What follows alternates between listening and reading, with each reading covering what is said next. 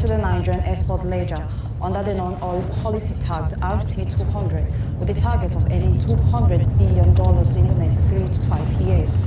The principal manager, Trade and Exchange Department, Nena Ezekanaga, said the policy will help shore the nation's exchange rate and boost the foreign exchange reserve. The principal manager, Trade and Exchange Department, CBN, Nena Ezekanaga, while speaking on the theme, boosting domestic capacity for sustainable export earnings, says the raise to 200 policy introduced by the Apex Bank is yielding the desired results. And yes, we've seen significant improvement, not just in the figures that are being repatriated, but also in the number of exporters that are now willing to come to the formal sector. Some speakers at the event explained that Nigeria has the potential to grow its non-oil exports, as the major items on non-oil exports include cocoa, cashew, sesame seeds, hibiscus, hyacinth skins, accounted for 85% of total export. We don't know the impact of insecurity across down here, up there, coming from those locations where the commodities are being exported.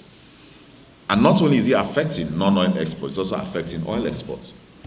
Today, Nigeria's production capacity has fallen below $1 million barrels per day. It's impactful.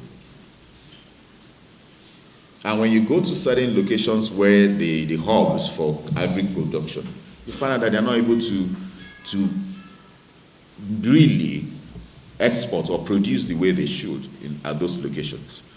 And quite a number of entities have actually moved out from those locations to other better locations because of security challenges they are facing. Vietnam's total exports is about $300 billion. Now, 21% of that, which is about 63 billion, is agro-based.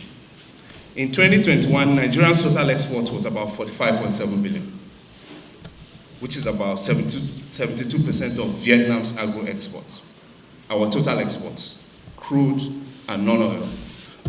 The levers to sell capacities in these spaces are: 1, increased value addition; 2, supply side expansions, e.g.